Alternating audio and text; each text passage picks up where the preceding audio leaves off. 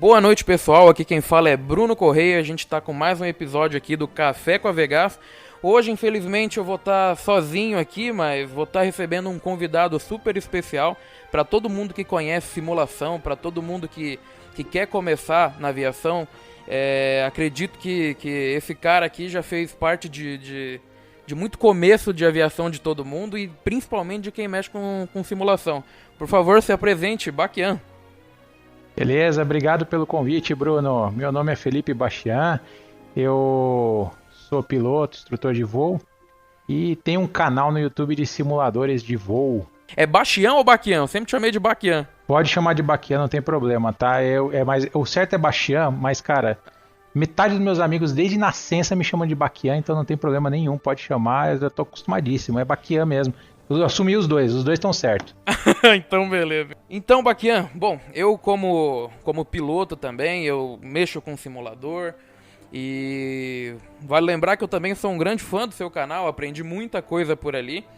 E tem uma dúvida aí que eu acho que todo mundo tem, que é como é que você começou o seu canal? Pô, legal, Bruno. Engraçado, meu canal começou por acaso, né? O meu canal, no fundo, não foi nada planejado. O meu canal é um canal pessoal. Começou sem querer, com eu gravando alguns vídeos que eu, de repente, eu comecei a gravar alguns voos que eu fazia de treinamento em casa, para depois poder rever e fazer um debriefing de erros, enfim, dos voos de FR que eu fazia. Uhum. E por acaso, o que acontece é que de repente um desses vídeos acabou ficando aberto. Eu costumava sempre colocar como uns vídeos privados, que era só para eu assistir, e começou a ter bastante acesso. Eu comecei a perceber que as pessoas se interessavam por esse tipo de conteúdo. Uhum. E então eu comecei a deixar os vídeos abertos para quem quisesse assistir, mas não tinha nem comentário, não tinha áudio de eu falando, nada disso, era só os voos acontecendo. E até para quem ver outros tipos de canal no YouTube, é um conteúdo que de fato interessa um público muito específico, né? Para alguém ter paciência de ficar lá mais de uma hora assistindo um painel de um avião voando. Então, eu nunca imaginei que tivesse pessoas interessadas em acompanhar esse tipo de conteúdo. Então, pra você, ali, o começo da simulação era mais uma brincadeira do que um estudo de verdade. Exatamente. Na verdade, assim, eu acabava utilizando o simulador para os meus estudos, mas eu não tinha um objetivo no canal de transmitir isso, nada disso. Eu não comecei com este objetivo. Foi uma coisa por acaso mesmo. E aí, conforme eu fui percebendo o interesse das pessoas, aí de fato Aí eu arrumei um microfone, fui comentando meus voos, e aí eu comecei a fazer no formato live streaming. Então, desde o começo, praticamente todos não, mas sei lá, 99% dos vídeos do meu canal foram transmitidos ao vivo, são vídeos sem cortes, é um conteúdo muito diferente mesmo do que se encontra no YouTube. Até que no ambiente de simulação a gente vê bastante hoje em dia, mas até então a gente via vídeos de 3 minutos, de 5 minutos no YouTube, talvez 10, mas não vídeos de 1, 2 horas, né? Uhum. E aí eu comecei a evoluir isso e comecei a perceber que as pessoas tinham a necessidade de interagir também. Então, ao longo dos meus voos, eu comecei a responder perguntas, comecei a interagir com as pessoas que tinham interesse em assistir, e isso começou a ficar muito interessante, e eu comecei a utilizar isso não só para treinar os meus voos, né, mas também para treinar a minha didática, exercitar a minha função de instrutor de voo, porque eu sempre tive eu tirei a licença de instrutor de voo, mas eu não exerci num aeroclube ou numa escola de aviação a instrução, eu não tive a oportunidade. Então eu comecei a criar outras formas de dar instrução. Ah, que legal. Então, o simulador pra você não é só um treinamento de voo, mas um treinamento de INVA também, né? Exatamente. Foi outra coisa que apareceu por acaso, que eu acabei descobrindo, foi exercitar essa questão da didática, dar uma forma de ensinar a transmitir o conhecimento, que era uma coisa até então nova para mim. Eu não tinha tido essa experiência de passar um conhecimento, algo que eu saiba para outras pessoas. E passar o conhecimento a gente acaba estudando também, ajuda a gente a exercitar o saber, todo o aprendizado que a gente tem ao longo da formação. Então foi muito importante para mim o começo do canal, para tudo isso. Não só para eu exercitar os voos, mas também para eu aprender a melhor forma de transmitir esse conteúdo para as pessoas. Entendi. E você começou a mexer ali com o simulador antes ou depois de fazer a tua formação? Olha, muito antes, viu, Bruno? Minha história com simuladores é muito antiga, é bem antiga. Já não sou mais já não sou mais garotão, né? Eu tenho 40 anos já e eu comecei com simuladores quando eu tinha por volta de uns 14 anos de idade. Então, a maioria das pessoas aí, tem gente que deve estar ouvindo aí que nem era nascido na época. Pois é. E, e eu comecei naquela época que era DOS e tudo mais, pro comando, e eu já fiquei fascinado naquela época, porque eu já era apaixonado por aviação. Qual simulador que era na época? Era o Flight Simulator 4. Foi o primeiro contato que eu tive, foi com o Flight Simulator 4, que era da Microsoft já. Mas até então eu não tinha ainda computador em casa. Eu ia para casa de um amigo que também não era muito interessado por aviação, mas sempre que eu ia lá eu ficava insistindo para poder usar um pouco o computador dele, voar no simulador, brincava um pouco. E aí então eu ganhei um computador, na época um 386, e aí consegui pôr o Flight Simulator 5, que é a versão seguinte que saiu. Aí a partir daí foram todas as versões. Eu inclusive tenho todas as versões a partir das 5, eu tenho comigo guardadas. Todas as caixas, todos os manuais, tenho tudo conservado. Nossa, que legal. E tudo em 2D, né? Era um 3D, vamos dizer assim, era o começo, né, do 3D. Era um 2,5D, né?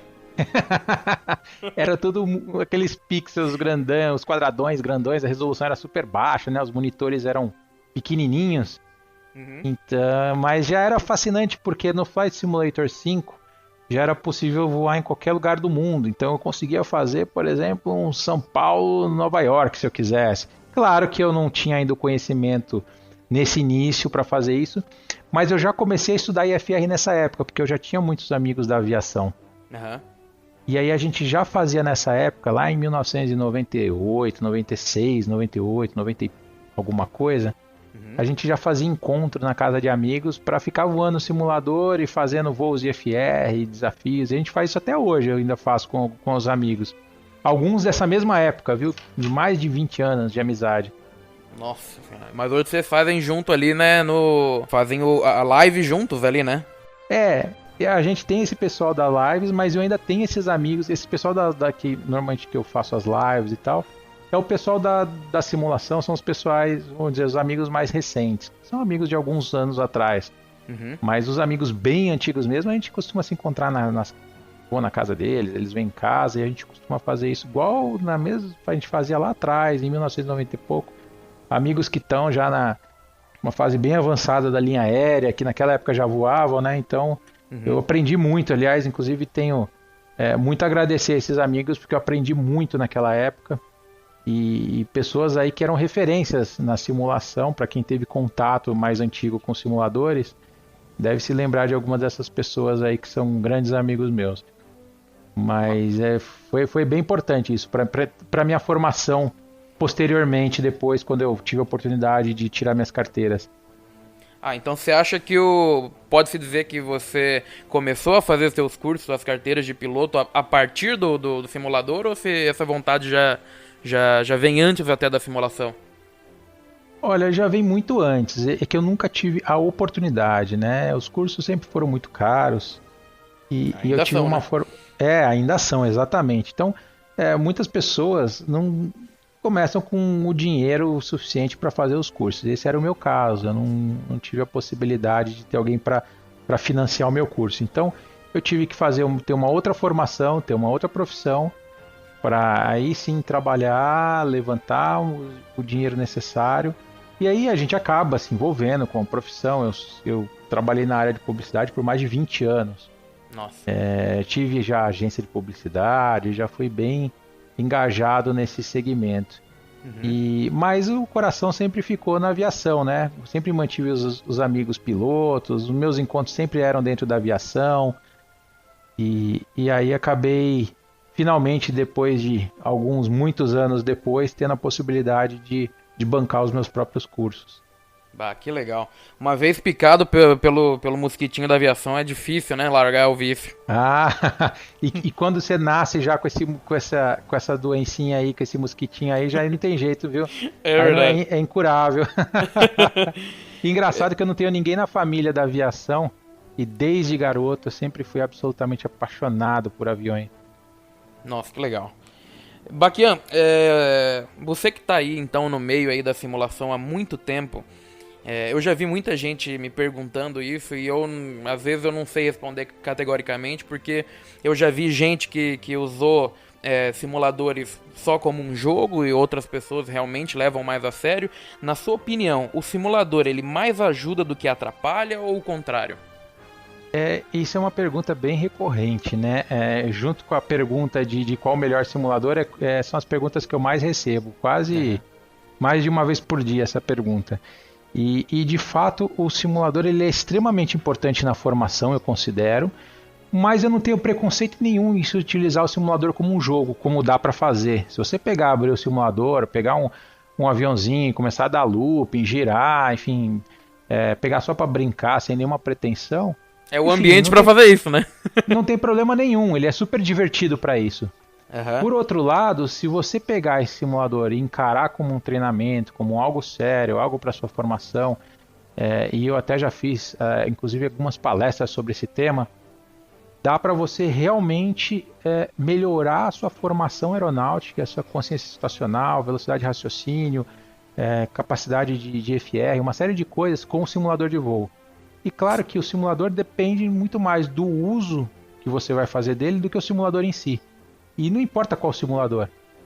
Pode ser se você tem um computador antigo, pode ser um Flight Simulator versão antiga, Flight Simulator 2004, pode ser um Flight Simulator X, pode ser um X-Plane, pode ser qual simulador que seja. O que importa é a forma com que você encara esse simulador, que é o que vai fazer ele ser importante ou não para a sua formação aeronáutica. Nossa, muito legal. E já que você comentou da pergunta ali, eu não vou te fazer a pergunta de qual o melhor simulador, porque eu acho que isso aí é uma questão muito pessoal, né? Mas eu queria te perguntar qual simulador que você usa e por quê? Então, essa é uma pergunta que você fez bem inteligente e muito adequada, porque assim, eu sei que você não fez a pergunta, mas eu vou até aproveitar para falar aqui para os seus ouvintes. Não é uma pergunta binária, né? Não é uma pergunta de sim ou não, ou este ou aquele é melhor. Sim. São muitas características que fazem o simulador ter algumas coisas melhores e outras piores que o outro. E tanto que eu tenho um vídeo no meu canal, por exemplo, o pessoal tanto me perguntava muito do X-Plane, eu tenho um vídeo no meu canal que são quase 40 minutos só falando do que eu acho do X-Plane.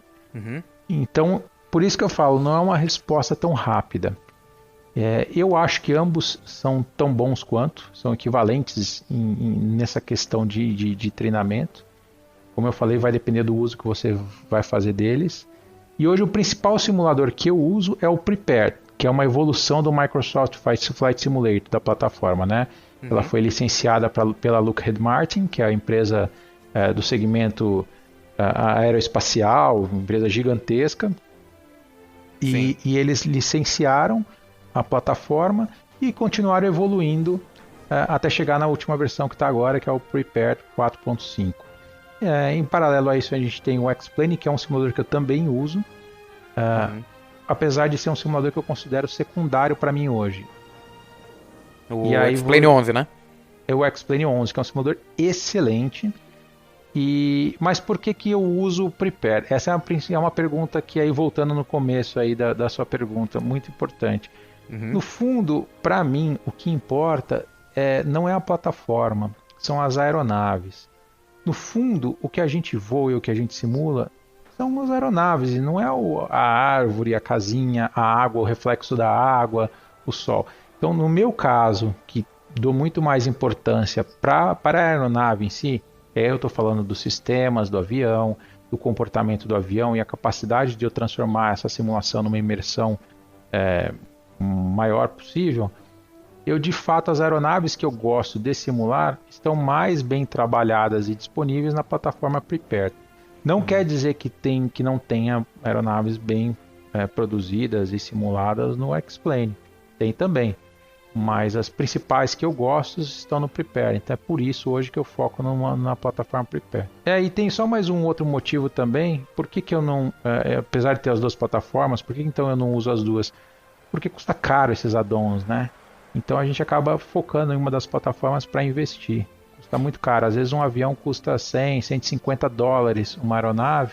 Uhum. E não dá para ter tudo, né? A gente acaba filtrando aí, escolhendo. Esse é um ponto que eu queria comentar também aqui, porque eu, pelo menos, quando comecei a usar simuladores, eu via alguns vídeos e achava que ia ter PMDG, ia ter tudo, né? Porque eu comecei um pouco depois de você, né? Mas eu comecei no Flight Simulator X. E quando eu cheguei ali no Flight Simulator eu tomei um susto, né? Porque você não tem os mesmos cenários que você vê no vídeo, você não tem as mesmas aeronaves, né? Então o simulador hoje ele não vem completo, né? Ele é só uma pequena parte, uma pequena parcela do que você tem que ter para rodar o que você realmente precisa, né? Exatamente. A gente hoje precisa instalar muitos que a gente chama de add-ons, né? Então, a gente instala aeronaves mais completas, a gente instala cenários, instala sistemas de meteorologia. A gente, no fundo, a gente acaba modificando o simulador inteiro, né? A Sim. gente usa a plataforma só como uma base, mas praticamente tudo que se vê ali é modificado. Então, eu vou falar especificamente no caso do Prepare. Ali tudo está modificado, as texturas de solo, as texturas de nuvem, o sistema meteorológico, a aeronave que eu estou voando, nada daquilo vem com o simulador. De prepare aquilo ali não tem quase nada, né? Pois é. E até a dinâmica de voo, a maioria dessas aeronaves que a gente simula mais complexas, ela roda fora do simulador. Então, no fundo, não importa se ela está no Prepare ou se está no Explain, mas a dinâmica de voo está sendo processada por fora. Então nem isso acaba sendo aproveitado da plataforma. Sim, então é melhor a gente não se apegar às plataformas em si, sim aos add-ons que a gente pode usar em cada uma delas, né?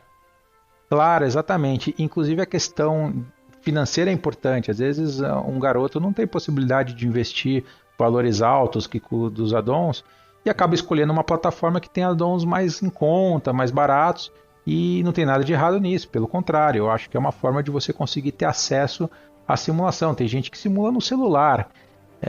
Eu recebo várias mensagens de pessoas que compartilham comigo, pessoal que faz parte lá da comunidade que eu tenho, compartilha os voos voando no próprio celular, que é o que tem a possibilidade. Não tem um computador em casa, não tem a condição, mas tem hoje o celular para isso. Que também estão simulando legal, né? Cada vez melhor. Pois é, impressionante. Eu não tenho tanto contato assim com as versões para celular dos simuladores, mas sempre que eu vejo algumas imagens aí eu fico super impressionado com onde a gente chegou.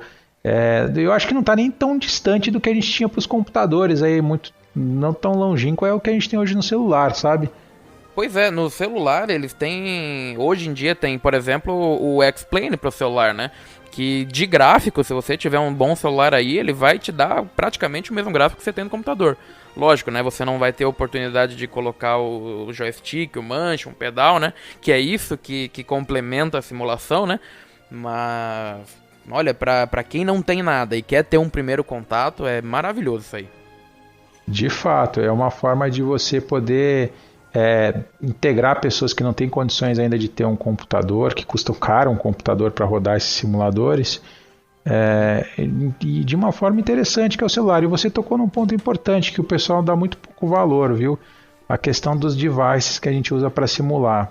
Sim. O pessoal fala muito no simulador em si, mas fala pouco nos controles de voo, que no meu ponto de vista é uma das coisas mais importantes que a gente tem para quem quer simular um pouco mais próximo ou para um lado mais de treinamento, vamos dizer assim. Eu, por exemplo, quando eu comecei minha simulação, como eu falei lá no Flight Simulator 5, 4, 5, eu logo naquela época eu já dei um jeito de ter um manche e um pedal. Então eu sempre tive um yoke pedal desde aquela época. E Sim. isso fez uma enorme diferença quando eu sentei a primeira vez num avião, que o instrutor falou, eu não sei se você vai conseguir taxiar aqui, porque o que acontece quando você senta no avião é muito comum nas primeiras aulas, é super comum o aluno tentar taxiar o avião pelo manche, né? Tem o reflexo de tentar virar pelo manche. Sim, demais, né? Como se fosse um carro, né? Exatamente, é super natural isso, é um reflexo natural de quem não teve contato ainda. Como eu sempre tive pedais em casa, eu absolutamente não tive nenhum problema. Para mim foi super natural esse início na aviação real. Então me ajudou muito nesse ponto. E é como a gente voa os aviões, né? A gente voa os aviões, a maioria deles, com yoke e com pedal. Alguns deles têm um stick. Mas, por exemplo, se você for voar um Boeing, ou for voar a maioria dos aviões aí que hoje tem yoke, é muito mais próximo se você puder ter um comando no pedal e um yoke. Claro que eu sei que não custa barato, mas dá para fazer como eu fazia. Antigamente, nessa época aí que eu era um garoto, todo quebrado de dinheiro, eu ia juntava uns trocos aqui daqui, de um parente, outro do outro, de Natal, aqui, acolá, fazia uns biquinhos aqui, outro ali, ia juntando. E isso se transformava numa dessas coisas que eu queria muito. Para mim era um sonho aquilo.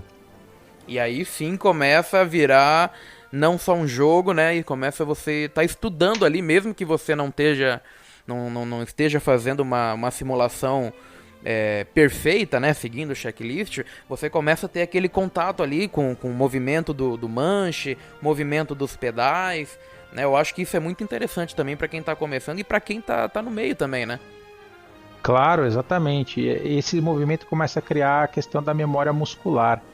E aí isso faz toda a diferença no treinamento inicial e no treinamento um pouco mais à frente, quando você entrar na parte do IFR. Exatamente.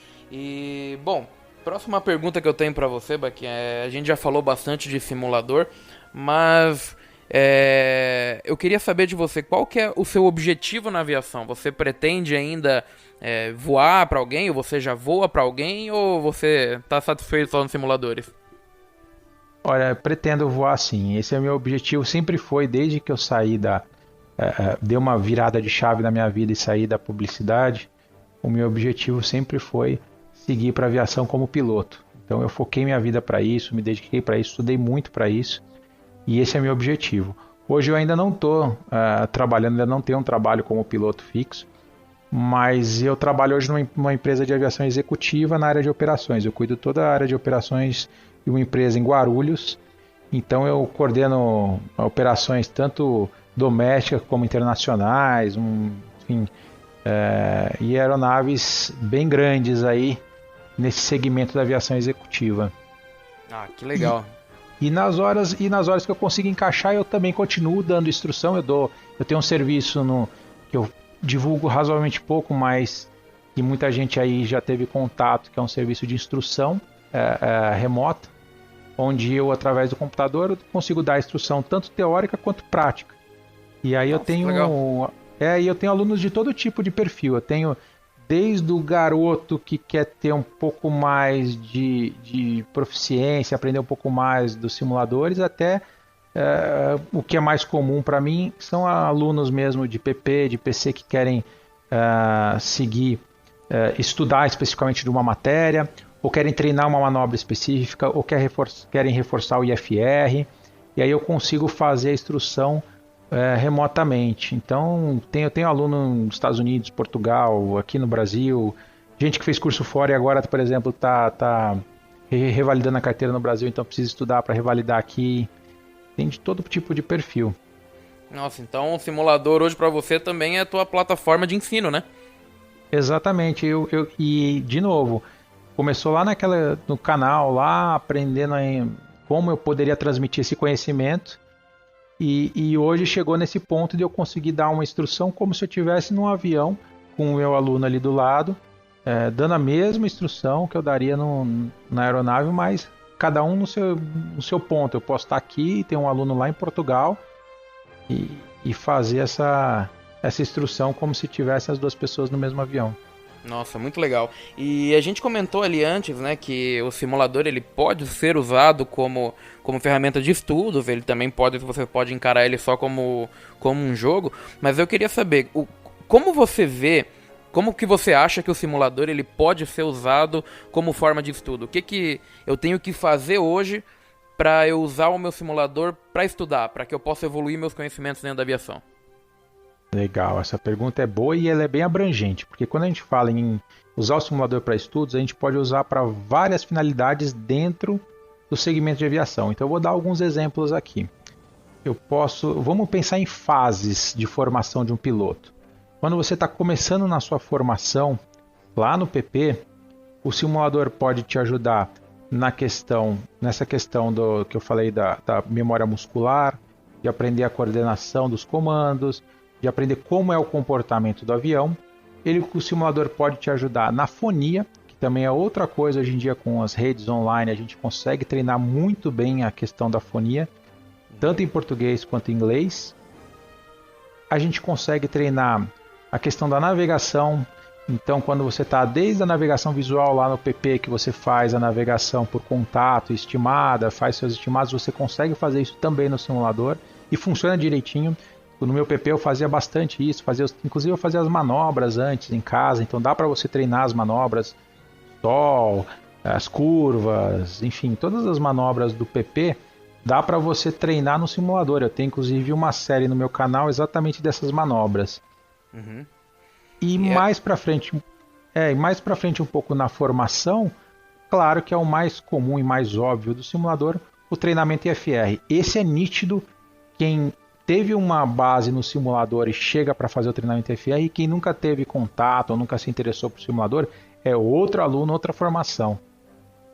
Exatamente, e você comentou ali também que a gente pode usar para navegação por contato, então esse aí é o objetivo então dos cenários realistas, né? Essa é uma das funções práticas, é uma finalidade que não é só estética, vamos dizer assim, é um cenário mais realista, e hoje a gente consegue fazer isso, né? A gente consegue pegar, por exemplo, principalmente no X-Plane, lá tem um recurso bem legal que você consegue colocar um cenário fotorreal de um estado inteiro, por exemplo, e fazer a mesma navegação que você faria na vida real dentro do simulador, com os mesmos marcos, os mesmos pontos ali de referência. E com o mesmo tempo também, né, do voo real. O mesmo tempo, exatamente. E isso é legal até para você conhecer a região antes de visitar. Eu lembro que eu ficava nas minhas primeiras navegações solo, e de fato o lugar que eu me formei oferecia essa formação, onde a gente fazia primeiro uma navegação com o instrutor, e a segunda navegação era solo de verdade mesmo, ia sozinho no avião, você e mais ninguém. Eu sempre fazia a navegação antes em casa para me sentir mais seguro dos tempos, as referências visuais. E aí quando você vai fazer no dia seguinte, você acaba se lembrando das coisas, por mais que não seja absolutamente idêntico, mas você lembra das montanhas, dos rios, dos principais marcos, das cidades, o tempo que leva mais ou menos de um ponto ao outro. Então isso ajuda bastante. Muito bom, cara, muito bom. Eu só queria deixar aí uma palavra para as pessoas que se interessam por simuladores, ou as pessoas que estão pensando em seguir na formação aeronáutica, que dê uma atenção especial para o simulador, não encare como um brinquedo, ou como não que isso não possa ser feito, mas se o seu objetivo é usar o simulador para formação, ou para treinamento, ou para te engrandecer dentro como piloto, faça isso, encare alguns momentos com seriedade, pega o simulador e treine, seja o momento que for, seja o começo lá, o taxiamento do avião, até o final, uma aproximação IFR, utilize o simulador para isso, porque vai fazer a diferença um dia lá na frente para você. Vai mesmo, né? Tudo depende da maneira que você encara cada etapa da sua vida, né? O simulador aí não deixa de ser uma delas, né? Exatamente, é uma forma de você inclusive manter a proficiência do IFR. Eu uso muito para isso. Então, enquanto você não está voando praticando IFR, se você continuar praticando no simulador, você não vai ter problema nenhum. Perfeito, Baquian. Pô, muito obrigado aí por ter participado do nosso episódio aí do Café com a Vegas. Para mim é uma grande honra estar com você aqui. Eu acompanho você aí já tem bastante tempo. Eu aprendi muito de simulador ali olhando o seu canal, né? Hoje eu não sou adepto do Prepare 3D, mas tudo que eu aprendi de simulador, basicamente eu aprendi com você ali, com o Stefan, com o pessoal ali. Então, agradeço muito a sua presença aqui. E pro pessoal que tá te ouvindo e não te conhece ainda, como é que ele faz para te encontrar aí no YouTube ou no Instagram? Vamos lá então, Bruno. Primeiro, obrigado aí pela oportunidade de estar aqui no podcast. É uma iniciativa espetacular mesmo. Tenho total apoio, obrigado mesmo. Quem quiser me encontrar no YouTube é fácil, é youtube.com/Bachian. Bachian é Chian de November. No Instagram tem o meu Instagram pessoal, que é o @Bachian, que tem coisas pessoais minhas, não só aviação, tem bastante coisa de aviação, mas coisas pessoais. E tem o Instagram do canal, que é o @FCinAcademy. Então, tanto faz, pode seguir qualquer um dos dois, o que cada um achar mais adequado aí. Beleza, então. Baquian, muito obrigado então pela sua participação, e a todos eu agradeço por ter ouvido até aqui. Até o próximo episódio. Valeu, obrigado. Abraço.